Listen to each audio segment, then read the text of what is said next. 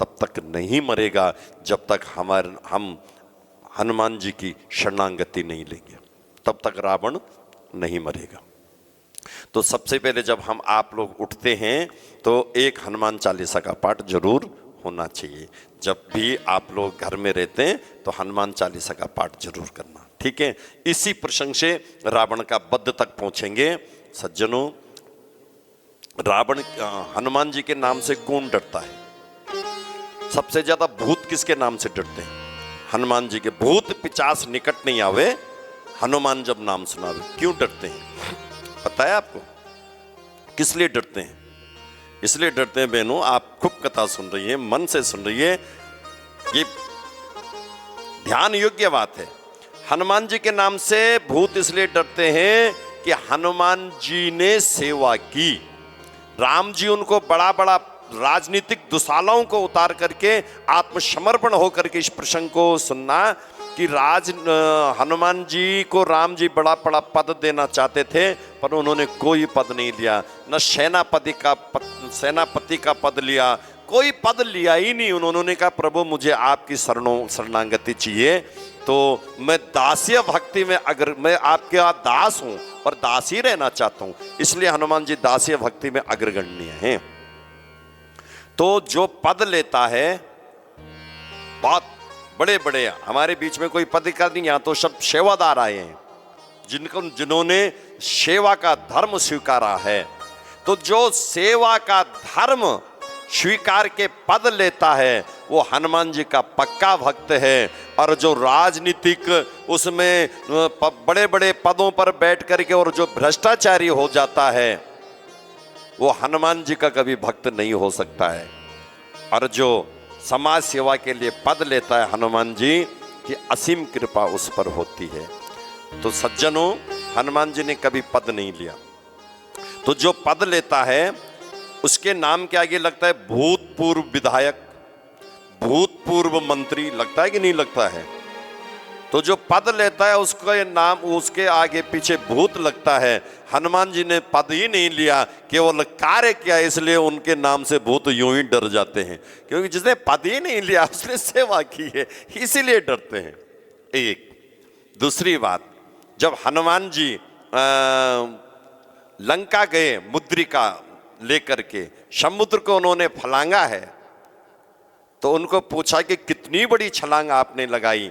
उन्होंने कहा नहीं नहीं, मैंने कोई छलांग नहीं लगाई। तो बोले आप लंका कैसे गए? तो हनुमान जी ने क्या जवाब दिया, अरे मेरे में इतना बल पराक्रम कहाँ था लंका जाने का?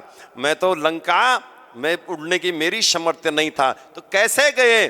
तो बोले ऐसे गए कि प्रभु मुद्रिका मेली मुख माही, जलधि लांघ गए अचरज नाई। अरे आश्चर्य क्यों करते हो, मैं नहीं उड़ा।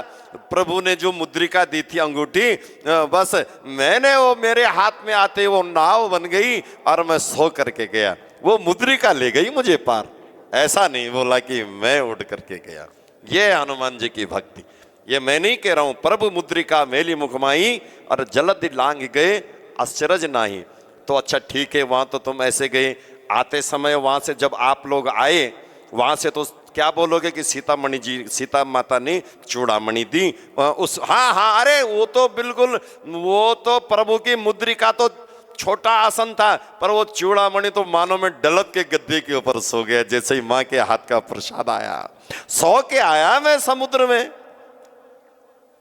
पर लंका को तो आपने खुद जलाया। क्या? लंका को तो आपने अपने बल पराक्रम से जलाया। हनुमान जी ने कहा नहीं नहीं नहीं, मैं वही करता हूं जो मेरे लिए आदेश था। तो बोले राम जी ने कहां पर कहा था कि लंका को जला देना? बोले कहा तो नहीं था, पर ये बहुत छलबली हैं, कुछ डायरेक्ट बोलते हैं, कुछ इनडायरेक्ट करते हैं, कुछ डायरेक्ट कृपा करते हैं, कुछ इनडायरेक्ट कृपा करवाते हैं। तो बोले भैया वो डायरेक्ट और इनडायरेक्ट कैसे? बोले जब मैं लंका में गया, तो जब लंका पर गया तो वहां पर मैंने क्या देखा कि रावण माता जगत जननी सीता माता को त्रास दे रहा था। अशोक वाटिका में क्रोध बहुत आया, सीता माता को परेशान कर रहा था। फिर मैंने सोचा कि आज्ञा नहीं थी, नहीं तो रावण के साथ 2 हाथ वहीं कर देता, पर क्या करता, आज्ञा नहीं थी, बंधे पड़े हुए थे मेरे हाथ। लेकिन जब रावण चला गया और सीता माता रोने लगी, तो सीता माता की सेवा में वहां की एक राक्षसी थी जिसका नाम था त्रिजटा, और त्रिजटा सीता माता को धैर्य दे के कह रही थी कि चिंता मत करो, रावण के उल्टे दिन अब नजदीक आ गए। मैंने सपना देखा, आपने सुंदरकांड पढ़ा, सुंदरकांड में एक चौपाई है, मैंने सपना कि सपने हो बानर लंका जारी, जा तो धान सब सेना मारी। मैंने एक सपना देखा है कि उस सपने में एक बंदर आया और सपने वानर लंका जारी, लंका को उसने आग लगा दी, जा तो धान सब सेना मारी, सारी सेना मार दी गई रावण की। और खर दूषण गगन 10 सीसा, मुंडित सिर खंडित भुज बीसा, और यही विधि सो दक्षिण दिशि जाई, और लंका मानो विभीषण पाई, कि लंका का राजा विभीषण बनेगा, सब राक्षस मरने वाले हैं। मैंने सपना देखा कि एक बंदर आया और आग लगा दी, कुछ तो आग में मर गए। तो हनुमान जी ने कहा, जब वो ये सपना कह रही थी तो मुझे लगा कि यार ये कार्यक्रम तो अपनी डायरी में है ही नहीं, आग लगाने का, ये अग्निकांड का तो अपनी डायरी में है ही नहीं। फिर मैंने सोचा कि ये कह रही कि सपने में बानर लंका जारी, लंका में कोई बानर आग लगाएगा तो आप भगवान के पास बहुत बंदर हैं, कोई दूसरा लगाएगा। पर जब उसने कहा कि यह सपना में कहूं पुकारी, और हो वही सत्य गए सत्य दिन चारी, 2-4 दिन में पूरा होगा ये। फिर मैं समझ गया कि जल्दीबाजी में भगवान भूल गए कहना, ये त्रिजटा के माध्यम से मुझे ऑर्डर करवा रहे हैं, अपनी डायरी में नहीं था फिर भी मैंने वो लिख दिया कि अभी ये काम भी करना बाकी है। तो किसी ने पूछ लिया कि हनुमंत आग चलो ठीक है, पर आग तो भला बुरा नहीं जानती है, तेरी पूंछ क्यों नहीं जली और लंका जला दी गई। तो हनुमान ने कहा कि कैसे मेरी पूंछ जलती, पावक जरत देख हनुमंता, मैंने वहां आग जलते हुए नहीं, पावक जल रही थी। अरे बोले पहेलियां क्यों बुझा रहे हो, पावक मने भी तो आग ही होता है। बोले अरे तुम्हें पता नहीं है, मैं जानता था कि उस आग में सीता माता बैठी थी, क्योंकि राम जी ने सीता से पहले कह दिया था कि तुम पावक महा करऊं निवासा, जब लगी करऊं निशाचर नासा। उस आग में तो जगत जननी सीता माता बैठी थी, इसलिए मेरी पूंछ कैसे जल सकती थी। सीता माता जला रही थी और मेरी पूंछ को बचा रही थी। अच्छा तो ये बताओ कि जब तुमने हर जगह आग का प्रसाद लंका में पूरा गया, तो विभीषण के यहां क्यों नहीं गया, थोड़ा वहां भी तो भेज देते। रावण ने कहा हां बताता हूं। बोले जब कहीं यज्ञ होता है ना, तो भंडारे का प्रसाद उन घरों में देते हैं जिस घरों से दान आता है, चंदा आता है।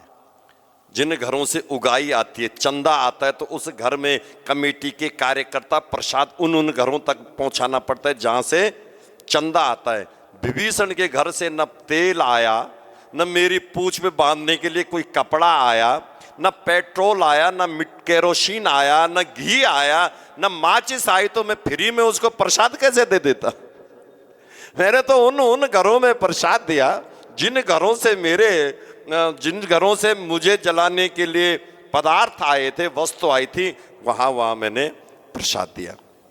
ऐसे श्री हनुमान जी हैं। भवन एक पुनि देखि सुहावा, हर मंदिर तहां भिन्न बनावा। जब लंका में प्रवेश करते हैं, यहां अब सुंदरकांड को प्रणाम करते हैं और लंका कांड में प्रवेश करते हैं।